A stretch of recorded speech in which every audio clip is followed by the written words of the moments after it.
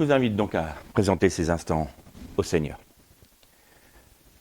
Seigneur éternel, nous sommes devant toi pour recevoir de toi l'enseignement, pour recevoir de toi cette parole, cette manne qui vient du ciel, pour nous édifier, Seigneur, pour nous fortifier, pour nous éduquer également, Seigneur.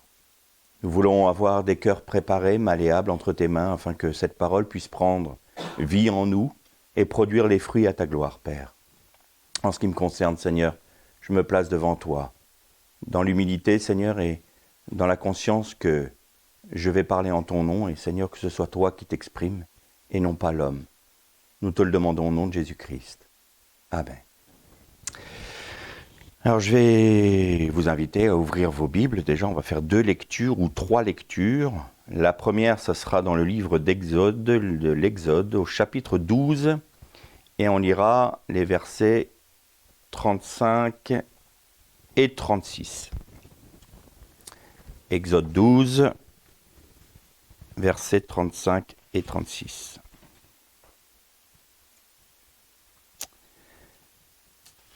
Le peuple emporta sa pâte avant qu'elle soit levée. Leurs pétrins étaient enveloppés dans leurs vêtements, sur leurs épaules. Les Israélites firent ce que Moïse avait dit. Ils demandèrent aux Égyptiens des objets d'argent, des objets d'or et des vêtements. On fera une deuxième lecture, toujours dans le livre de l'Exode. Et là, on va lire au verset 33. Chapitre 33, pardon. C'est moi qui me fais une erreur.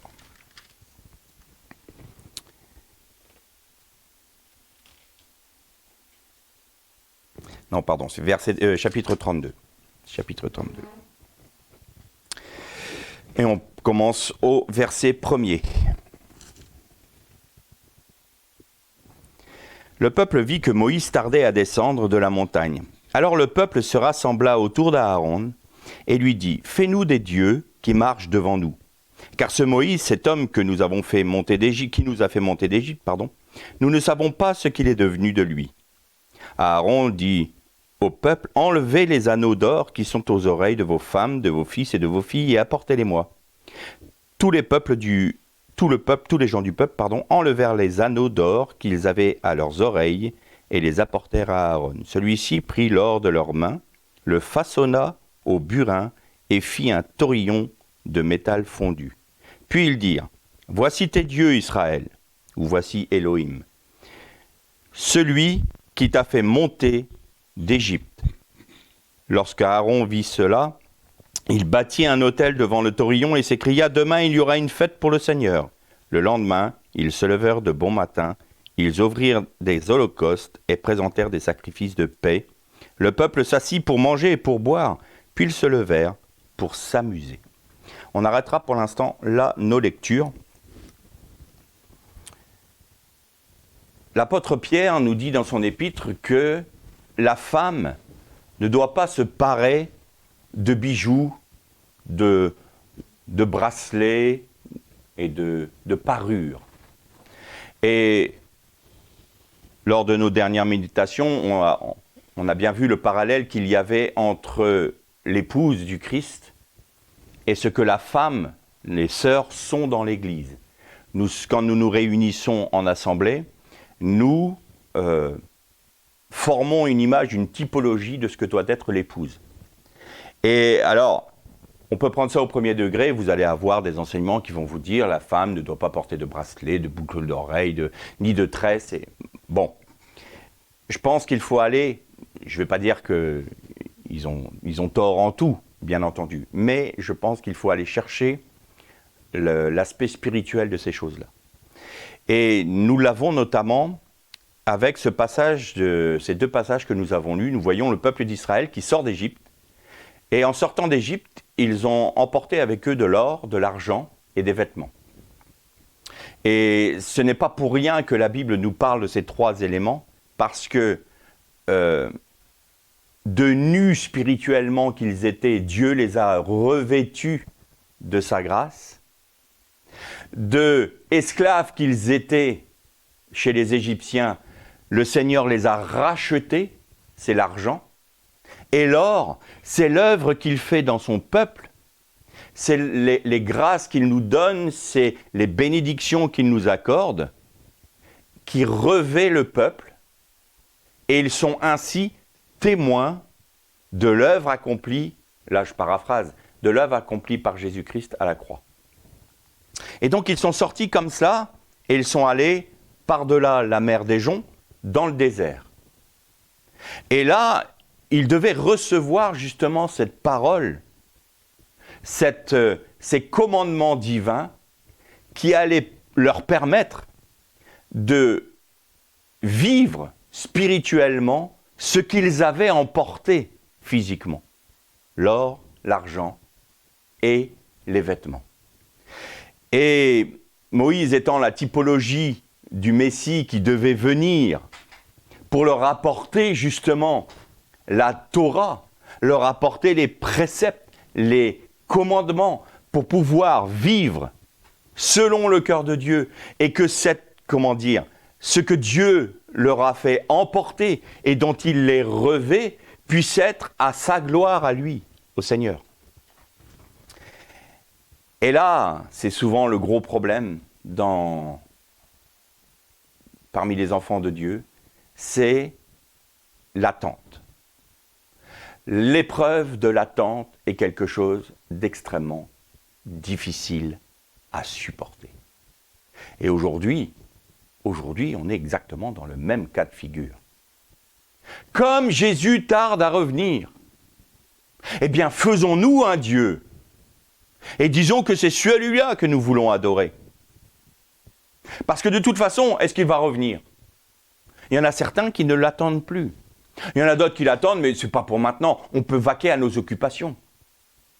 Et d'autres, au contraire, qui s'attachent à vivre selon le cœur de Dieu, en attendant chaque jour, chaque instant, la venue de leur Messie. Le deuxième passage que nous avons lu, on voit que là, le peuple voit que Moïse tarde à venir. Alors il dit à Aaron, eh bien, fais-nous un Dieu. Nous, on veut un Dieu à notre image. Parce que ce Moïse qui devait revenir, il ne revient pas, comme il l'a dit. Pourtant, Moïse n'avait pas dit qu'il revenait à cet instant-là. Il a dit qu'il resterait 40 jours. Or, eux n'ont pas comptabilisé au bon moment. Eux, ils ont comptabilisé à partir du moment où Moïse a quitté le camp. Moïse comptabilisait au moment où il était sur le mont Horeb. Et donc, leur interprétation a fait que l'impatience a pris le pas sur l'attente de la foi. Et là, on a un parallèle avec Saül. Saül, il voit l'ennemi qui arrive, qui est en train d'oppresser Israël. Il se dit, mais on va se faire laminer. Là, maintenant, il va y avoir une attaque. Et le prophète Samuel lui avait dit, tu ne peux pas intervenir avant d'avoir offert un sacrifice à Dieu. Attends-moi. Et là, Saül, au bout d'un moment, il se dit, bon, je ne peux plus attendre. Et il offre lui-même le sacrifice. Et en cela, il pêche. Et au moment où il termine de faire son sacrifice, Samuel qui arrive. Il n'a pas attendu. Il n'a pas eu la foi pour se confier en son Dieu. Et là, on va voir que c'est quelque chose de terrible qui s'est passé à ce moment-là. Évidemment, le veau d'or, on en a déjà parlé plus d'une fois, mais c'est quelque chose de vraiment fondamentalement et profondément terrible. Parce que, vous voyez, il y a plusieurs termes qui sont employés par Aaron et qui sont criants de signification. Le premier, c'est « ôtez ». Ôtez vos anneaux des oreilles et des bracelets de vos filles, de vos femmes et de vos fils. Et le mot ôter, c'est parak. Et parak veut dire dépouillez-vous.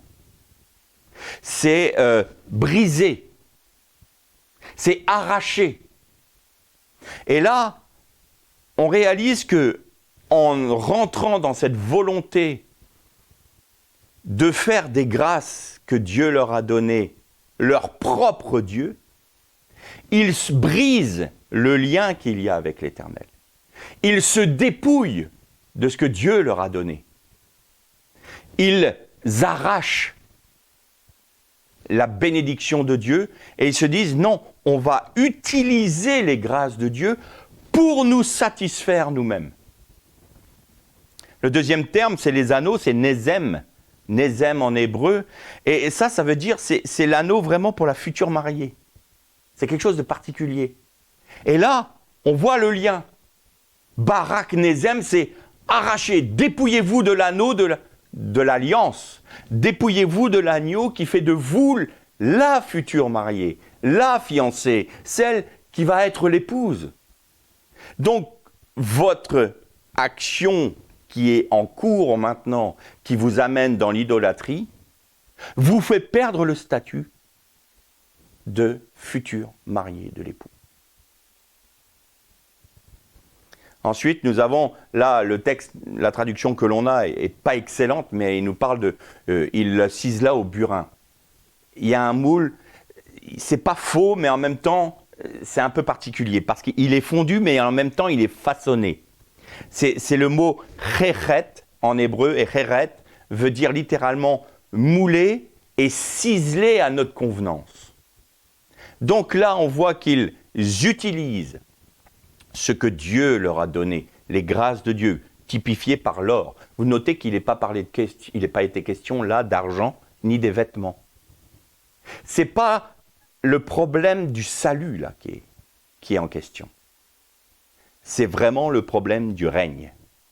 Est-ce que, même en étant sauvé, vous serez une épouse fidèle ou une épouse infidèle?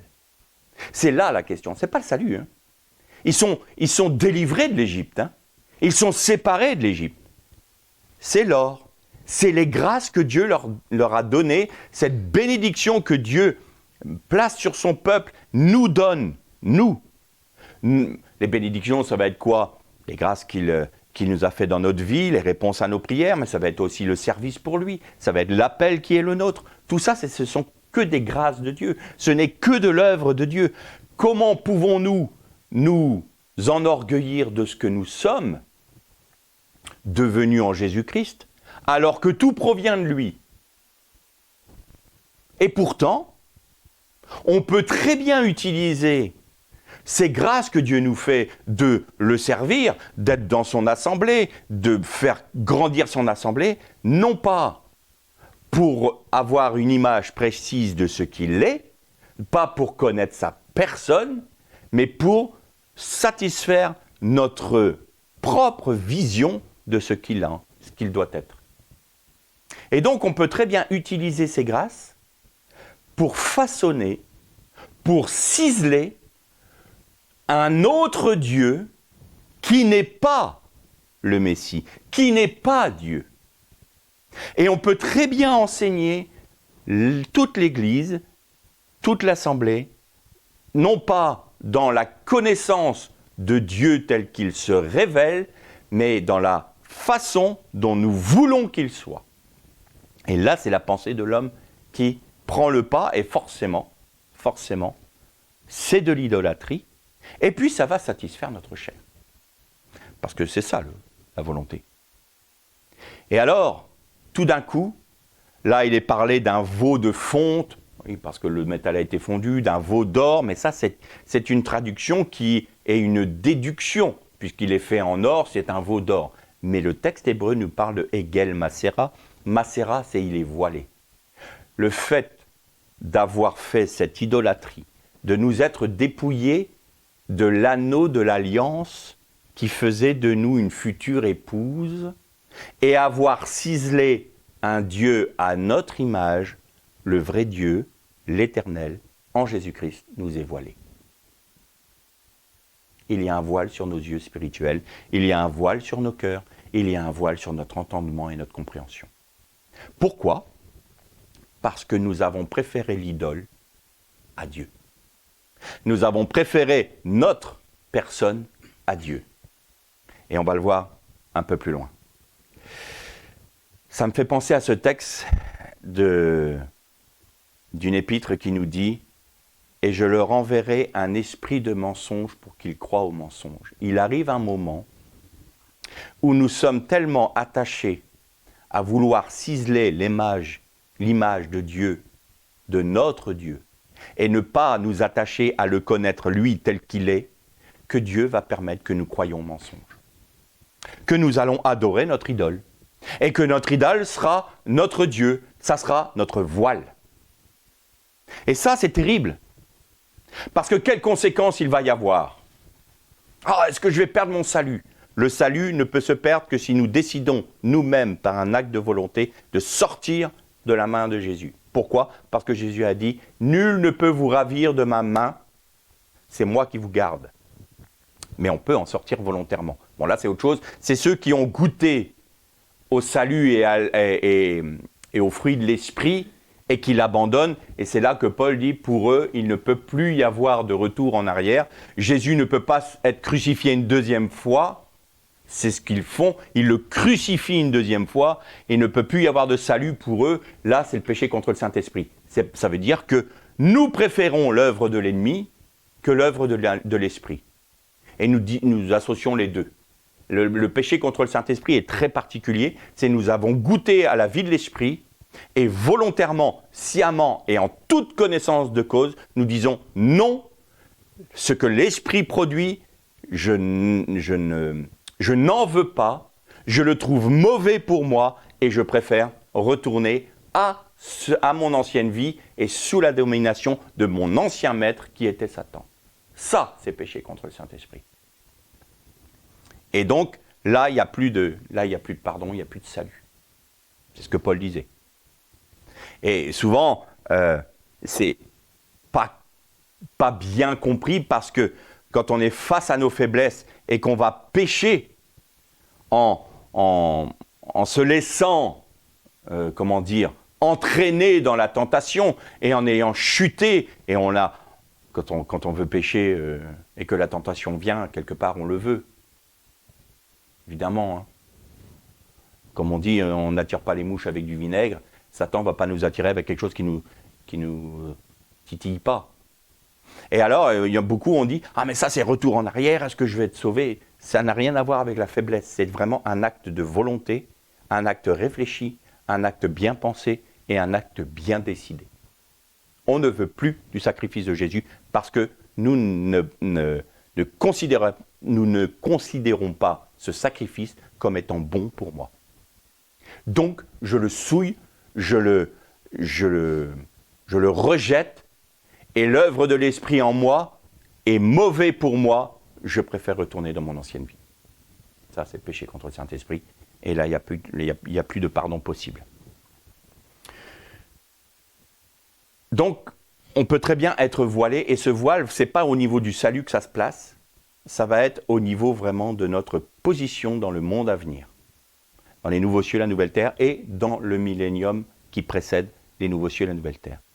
Est-ce que nous aurons part à la première résurrection ou non ? C'est ça la question. Et vous voyez qu'ils n'ont pas eu part à la première résurrection typifiée par la traversée du Jourdain pour rentrer dans leur héritage. Toute cette génération est morte dans le désert. Et ils n'ont pas eu part. Et l'objet de notre attente, c'est pas de dire « Ah, il faut que je sois comme ça pour régner avec Christ parce que encore là, je veux me satisfaire. » Non, c'est cette volonté de satisfaire le cœur de Dieu pour ce qu'il est. Et parce que je suis dans cet état de cœur, Jésus nous dit « Eh bien, viens avec moi sur mon trône. Je veux te faire partager ma royauté. » Mais notre motivation, c'est pas « Seigneur, je vais accepter la croix parce que, en fin de compte, j'ai pas envie de me retrouver, j'ai envie de régner, moi. » Vous comprenez ? Là aussi, on peut se faire piéger par nos motivations. Pour ça que c'est pas le tout d'accepter la croix. C'est pas le tout d'accepter que le Seigneur œuvre en nous. C'est par quelle motivation nous le voulons. Est-ce que c'est pour le glorifier ? Et là, on est vraiment dans cette condition-là, parce qu'on parle des ornements. Et quand il est parlé des ornements là, c'est le mot hadi. Et le mot hadi veut dire les ornements dont on se pare pour attirer le regard vers nous. C'est pour nous embellir nous-mêmes. Et là, il y a un danger, parce qu'en fin de compte, tout ça c'est lié. C'est le même principe. On va automatiquement, cette volonté de vouloir ciseler l'image de Dieu telle qu'on la veut, a pour but de nous satisfaire nous-mêmes. Et alors, il est fort possible, et même certain, que l'on va utiliser les grâces que Dieu nous donne pour nous glorifier nous-mêmes et pour attirer les regards des autres sur nous. Et là, je fais une mention particulière pour nous qui apportons le message de l'Évangile, qui prêchons la parole. Quelle est notre motivation ?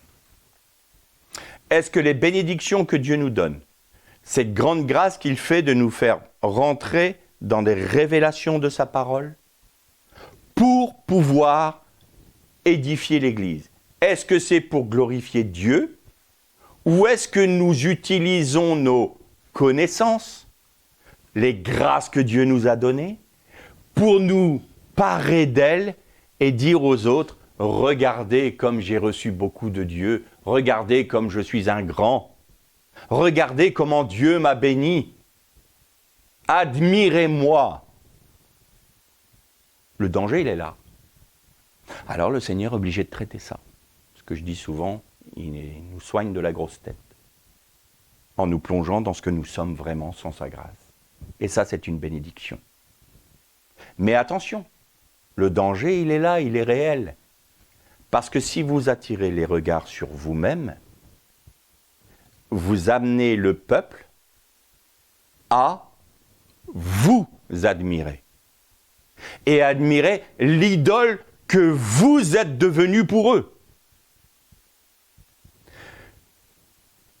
Je dis qu'il faut qu'on fasse très attention de faire en sorte qu'on n'attire pas les regards à nous. Parce que nous amenons le peuple à adorer un autre Dieu. Ce Dieu, c'est nous. Et là, c'est la mention vraiment particulière pour ceux qui prêchent la parole. C'est le grand danger, énorme, immense. Et le Seigneur va permettre l'opposition, va permettre que nous soyons frappés même par nos frères, de manière à nous faire rentrer dans cette dimension. Attention, c'est moi qu'il faut glorifier. C'est Dieu. C'est Christ qui doit être adoré. C'est Christ qui doit être élevé. Alors, je vais permettre ça. Quelle va être ta réaction ? Comment ça, il ne m'a pas reconnu, alors que moi, j'ai des révélations immenses. Ce petit qui ose me dire quelque chose, ce bébé en Christ qui ose venir me parler, moi qui ai 25, 30, 40 ans de conversion et qui ai reçu tant de grâces. Qu'est-ce que tu fais des grâces de Dieu ? Tu te les accroches aux oreilles ? Tu t'en fais des parures ? Tu veux qu'on t'admire ? Alors, qu'est-ce que tu as appris pendant ces 40 années de conversion ? Je ferme la parenthèse. Il y a un autre texte qui nous parle d'ornement. Il y a 4 textes, 4 occurrences dans toute la Bible. Il y a dans les Chroniques et dans 3 psaumes. Et je voudrais... Alors, dans les Chroniques, on va pas le lire parce que c'est lié à un combat. Et on va lire les 3 textes des 3 psaumes. Et ce terme, que l'on trouve 4 fois dans le Tanakh, c'est Hadara Kodesh. Hadara Kodesh, c'est les ornements sacrés. Parce que, lors de notre dernière réunion Zoom, j'avais un peu effleuré le sujet sur les ornements. Et c'est notre frère Maxence qui m'a fait rentrer dans une dimension que je n'avais pas vue et qui est un complément de ce que je vais dire là. Parce que autant le peuple s'est dépouillé, a arraché les ornements qu'ils avaient pour en faire un veau d'or, pour en faire une idole, autant tout le peuple n'avait pas donné toute l'or. La preuve en est. Il arrive à un moment où Moshe demande à 2 hommes, ou du moins un homme et avec son aide, de faire le tabernacle. Et pour faire le tabernacle, il y avait besoin d'or. Et donc, ils ont utilisé de l'or du peuple, qu'il a offert volontairement et de bon cœur, nous dit la Bible. Donc là, vous avez 2 choses différentes.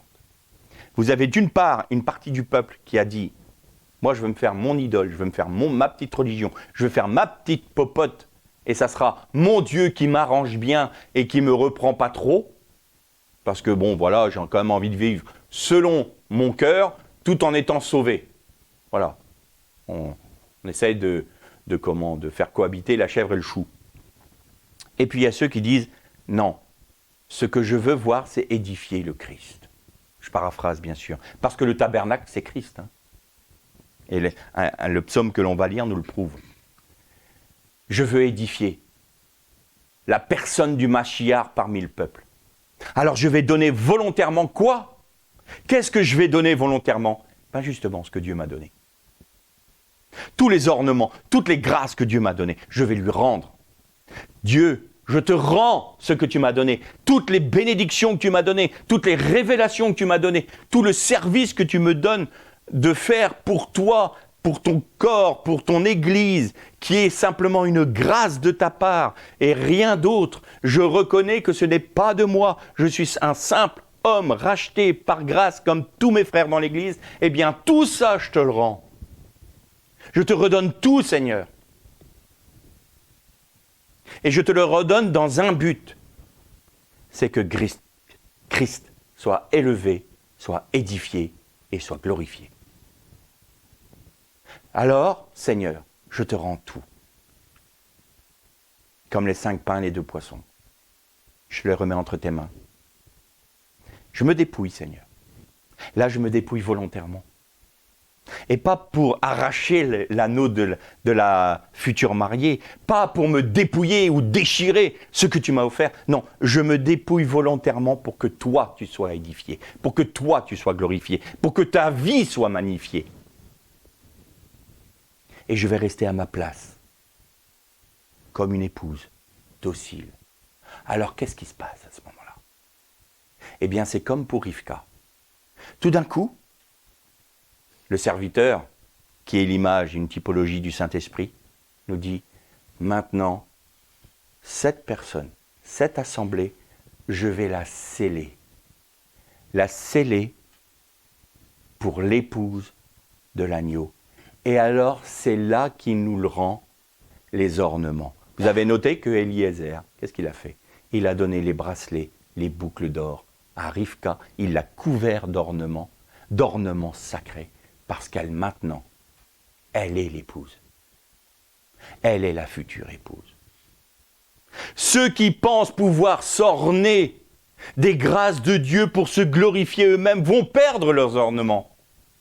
Parce que dans le chapitre 33, et c'est terrible cette phrase, l'Éternel dit à Moïse, maintenant, ton peuple que tu as fait sortir d'Égypte, ils ne se considèrent plus comme leur Dieu.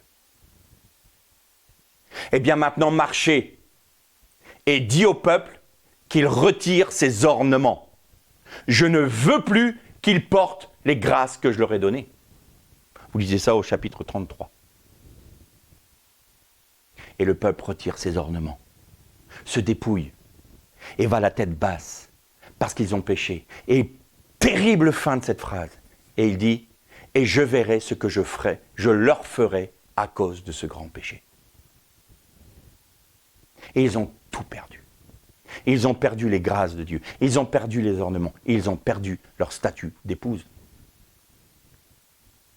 Alors que ceux qui ont dit, non, je vais pas participer à ça, c'est typifié par les Lévites.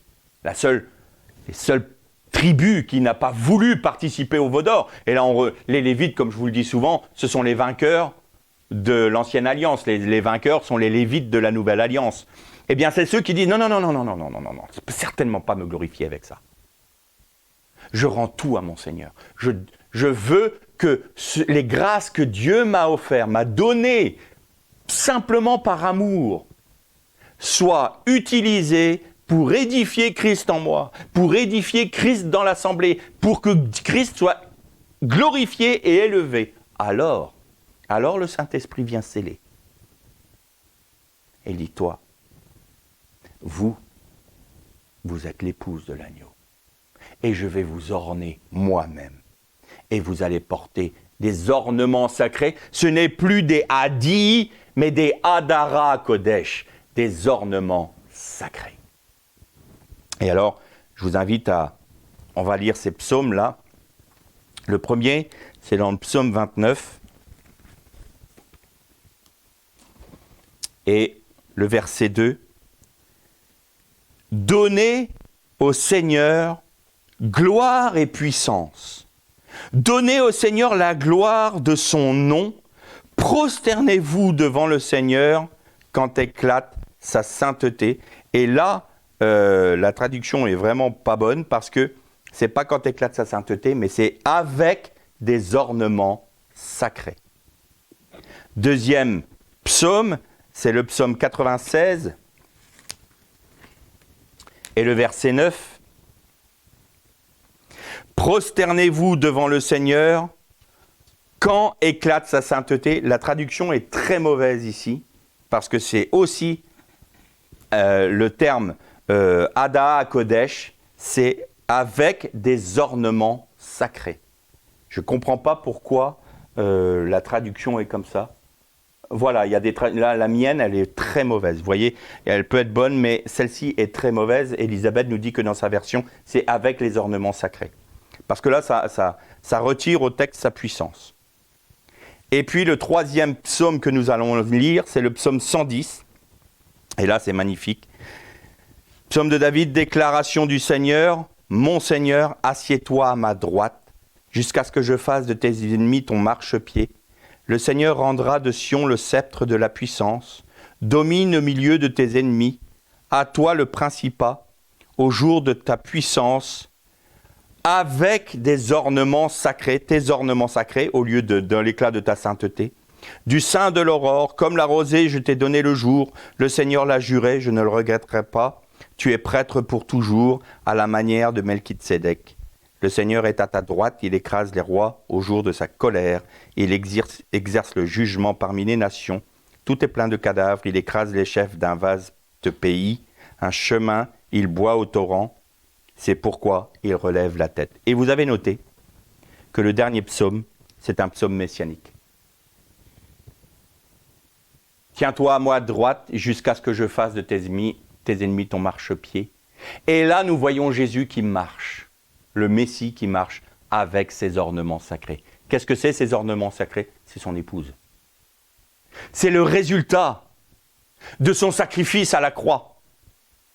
C'est ce qu'il a accompli pour son épouse à la croix, c'est les ornements sacrés. Et vous notez une chose, à chaque fois il est parlé de combat. Chaque fois il est parlé de victoire sur l'ennemi.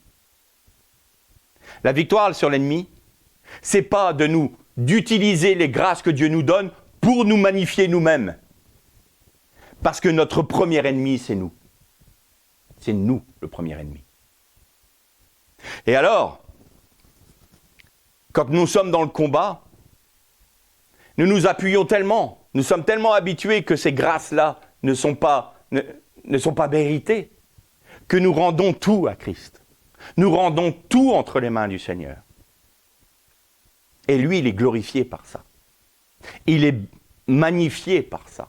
Son nom est élevé du fait que l'on dise « Seigneur, c'est par ta grâce. Seigneur, je ne mérite pas, c'est à toi. Tout ça t'appartient, ce n'est pas à moi. » Oh, qu'est-ce que tu prêches bien, frère. C'est pas à moi. Ce n'est pas à moi. Je ne peux pas m'arroger les compliments, j'ai envie de dire, ni la gloire de Dieu, parce qu'il m'a donné. Je peux juste glorifier Dieu, qu'il veuille bien m'utiliser pour que vous soyez bénis. Mais j'ai aucun mérite, rien. Je ne veux pas, je refuse les ornements adii pour moi. Je ne veux pas que l'on dise « Ah, quel grand prédicateur !» Je ne suis pas un grand prédicateur. Je suis un pécheur racheté par grâce qui a ses faiblesses, ses failles comme tout le monde. Mais par contre, Seigneur, qu'est-ce qu'on a appris de toi à travers cette bouche, à travers ce serviteur inutile? Qu'est-ce que j'ai appris de toi? Je peux te glorifier, je peux te magnifier, je peux élever ton nom. Et toute la gloire lui revient. Amen. Ça oui, ça je veux bien. Ça, je le veux bien. Alors, il y a deux hommes qui ont bâti le tabernacle. Le premier s'appelle Betsalel. Et Betsalel, c'est très intéressant parce que ça vient de Tsalem. Tsalem, c'est l'ombre. Et en fait, celui qui a fait le chandelier, qui a fait le tabernacle, qui a fait toutes choses ciselées parfaitement, il n'a pas été fondu. La menorah n'a pas été fondue. Il y avait un bloc d'or et il a tapé l'or, frappé l'or, jusqu'à ce que ça devienne ça. Il fallait une... Et pourquoi ? Parce qu'il était l'ombre de l'Éternel. Betsalel. Salem, El, l'ombre de l'Éternel. Et qu'est-ce qu'on retrouve là ? On retrouve, je vais créer mon Adam comme mon ombre, nous dit, faisons l'homme à notre image, c'est dans mon ombre. Que l'homme soit mon ombre. C'est littéralement le texte hébreu. C'est la même racine, c'est les mêmes mots. Et donc, Betsalel, il est celui qui amène la dimension adamique à son paroxysme. Pourquoi ? Parce que cet Adam-là, en restant dans l'ombre de Dieu, bâtit quoi ? Le Messie. Et le deuxième, c'est Oholiab, celui qui était Oholiav, même, c'est un V, c'est Av. C'est la tente de mon Père, dans la tente de mon Père. Vous avez l'Adam dans sa plénitude. Ça veut dire quoi ? Ça veut dire que cet Adam qui demeure l'ombre de Dieu, qui est animé par la grâce de l'Esprit de Dieu, par la sagesse de Dieu, par l'aptitude que Dieu lui donne. Il n'a aucun mérite. Et ces deux hommes forment l'Adam qui demeure dans l'ombre de Dieu pour bâtir la tente de Dieu qui est qui ? Christ. Nous sommes en Christ. Voilà les deux hommes qui ont bâti le tabernacle. Et vous voyez les deux différences, la différence notoire qu'il y a entre ces deux scènes. La scène où on forme, où on cisèle le veau d'or à notre image, selon notre pensée, selon notre conception. Et ceux qui vont dire, je demeure à l'ombre du Tout-Puissant parce que je veux me mettre sous la tente de mon Père, et cette tente de mon Père est révélée sur cette terre en Christ, le Mashiach. Donc, je suis capable de bâtir le tabernacle par sa grâce. Et le texte nous dit, j'ai rendu Betsalel capable. Dieu a rendu capable. Dieu ne permet pas que vous vous glorifiez avec ce qu'il vous a donné. Ce qu'il vous a donné vous rend capable pour le faire. Tout vient de lui. Tout procède de lui. Rien de nous. Nous sommes des pécheurs achetés par grâce, rien de plus. Rien de plus. Alors comment ça s'exprime ? Comment ça s'exprime dans l'Église ? Souvent, on pense que on accepte la croix, l'œuvre de la croix dans nos vies, en attendant le but. Là, on va encore parler de motivation. Si j'accepte l'épreuve, si j'accepte la souffrance, si j'accepte que la croix agisse dans ma vie, c'est pour la vie de résurrection. On est tous pareils. On attend le résultat de notre acceptation de sacrifice. Nous nous sommes offerts en sacrifice pour Dieu. On attend de voir les résultats de ce sacrifice. Et je discutais avec notre frère Frédéric ces derniers temps. Et il me disait, mais on ne réalise pas qu'en fin de compte, c'est l'œuvre même de la croix qui est la bénédiction, pas le résultat. Et pour me faire comprendre, je vais prendre une image. On est des vases d'argile, nous. On est des vases d'argile dans lesquels Dieu a placé une huile pure, une huile sainte. Et ce vase d'argile, il est scellé. Il est occulté, il est scellé. Et nous sommes, nous, dans l'assemblée, tous réunis comme des vases d'argile. On est là un peu, vous imaginez une caisse, on est tous dans une caisse, là, serrés les uns contre les autres, et les vases d'argile sont là. Objectivement, nous sommes que des vases de terre, sans valeur. Subjectivement, à l'intérieur de ces vases, il y a une huile de grand prix. Qu'est-ce qui fait que les hommes vont pouvoir illuminer cette huile? Comment on va illuminer cette huile qui est la vie du Christ en nous? En brisant les vases. Et souvent, ce qu'on ne comprend pas, c'est que Dieu va permettre une épreuve dans l'assemblée, va permettre une épreuve dans la vie de chacun, et on va être secoué. Et en étant secoué, les vases s'entrechoquent. Parfois, nos frères, ils nous frictionnent. Parfois, les frères et les sœurs, si je pouvais être dans mon salon chez moi, et pas être avec les frères et sœurs qui, un tel m'a dit ci, un tel m'a fait ça, moi je pense que c'est ci, je pense que ça. Ça, c'est Satan qui crible. Et si on n'accepte pas l'œuvre de la croix, on va résister. On va résister, on va être des vases d'argile qui veulent rester scellés. D'autres vont se briser et vont laisser répandre l'huile du Christ, la vie du Christ, et va bénir l'ensemble, va apporter du baume, va apporter de la lumière, parce que l'huile, c'est la lumière aussi. C'est le soin, c'est l'onction royale. Et ceux qui ont accepté de se laisser briser vont pouvoir répandre cette vie-là. Pas eux. Eux sont brisés.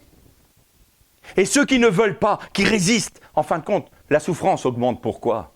Parce qu'on résiste. Parce qu'on ne veut pas être brisé. Mais quand tout d'un coup, un frère nous dit quelque chose qui ne nous plaît pas, qui va nous frapper, qui va nous heurter, qui va nous blesser, on va dire, Seigneur, je comprends ton œuvre. Je la comprends. Je pardonne. Il n'y a pas de problème. J'accepte. J'accepte, Seigneur. Brise. Il faut que ça se fêle. Il faut que ça se fende. Il faut que l'huile coule. Vous imaginez une église entière qui accepte cette vie-là. C'est la vie du Christ qui se manifeste dans toute l'assemblée. C'est sa vie qui est d'une bonne odeur. Il y a une bonne odeur du Christ qui se répand. Il y a un baume du Christ qui se répand. Il y a la lumière du Christ qui se répand. Il y a la gloire du Christ qui se répand. Tant qu'on résiste, on retient la vie du Christ en nous. Et en fait, la bénédiction, c'est quoi? C'est que la vie du Christ se répand. Non, ça, c'est la gloire. Ce qui est une bénédiction de Dieu, c'est qu'il nous brise. C'est qu'il nous brise. Elle est là, la bénédiction. C'est au moment où nous sommes sur la croix en train de mourir à nous-mêmes qu'est la bénédiction de Dieu. Oui, mais moi, je veux arrêter de souffrir. Et c'est une grâce. C'est pas du machisme. Mais c'est de dire, attention, la bénédiction, c'est dans l'œuvre que la croix accomplit dans votre vie, parce que cette œuvre-là va permettre à la vie du Christ de se répandre. Et alors là, ce n'est plus les ornements qu'on porte sur nous-mêmes pour se glorifier, parce que si on refuse d'être brisé, c'est parce qu'on ne veut pas que la vie du Christ s'écoule. Consciemment ou inconsciemment, on veut rester dans l'état où nous avons été trouvés lors du moment où Christ nous a sauvés. Je veux rien changer chez moi, je veux garder ma vie, je veux garder mes petites habitudes, je veux garder je refuse d'être brisé. Et pourtant la vie du Christ est en moi. Oui, mais elle est en moi, c'est à moi. Non, je ne la répandrai pas pour les autres, c'est pour moi. La vie du Christ, elle est que pour moi, je la garde que pour moi. Et comme je sais qu'il y a un grand prix, parce que les gens vont voir l'étiquette qui est dessus. Huile parfaite et pure. Ils vont dire, oh là là, ce vase-là, il a une grande valeur. Mais ce n'est pas le vase qui a une grande valeur. C'est l'huile qui est dedans qui lui donne sa valeur. Et quand ce vase-là réalise qu'en fin de compte, il n'a pas de valeur par lui-même, enlevez l'huile et ce vase n'est qu'un bout de terre qu'on retrouve dans les fouilles archéologiques, des tessons de vases de terre. On dit, ah bah oui, c'était des vases qu'on utilisait. Mais personne ne sait s'il y avait de l'or dedans ou de l'huile pure, un parfum pur. Personne ne sait. C'est un vase. C'est un bout de terre. Il n'a pas de valeur en lui-même. Ce qui donne la valeur aux chrétiens, c'est la vie du Messie qui est en lui. Mais si nous refusons d'être brisés pour dire, regardez l'étiquette du produit, il est super, la vie du Christ est en lui. Oh, magnifique, qu'est-ce qu'il est grand, qu'est-ce qu'il est beau, qu'est-ce qu'il est... On est passé à côté de notre vie. On est passé à côté de notre vie. Alors on peut s'orner de la belle étiquette. Ça, c'est Adi. On va mettre les anneaux, on va dire regardez-moi comme je suis beau. Ou alors vous avez ceux qui vont être pour l'Adara à Kodesh, qui vont dire Seigneur, brise, fais cette œuvre-là, parce que la vie du Christ va se répandre. Mes frères vont être édifiés, mes frères vont être consolés, mes frères vont avoir les blessures soignées par cette huile, mes frères vont avoir la lumière du Messie, mes frères vont sentir la bonne odeur du Christ. Et tous ensemble, on va avoir cette bonne odeur du Christ. Et alors, à ce moment-là, Seigneur, parce que toi, tu es élevé, parce que toi, tu es glorifié, parce que toi, tu es magnifié, alors le Saint-Esprit va venir, va prendre tout, parce qu'il ne brise pas pour les détruire, il va prendre tout cela. On va ne faire plus qu'un avec cette huile, on va ne faire plus qu'un avec notre époux, et alors nous serons scellés par les Hadara Kodesh, les ornements sacrés. Nous serons l'épouse du Messie, pure, sans tache, fidèle. L'Erlé Shalom.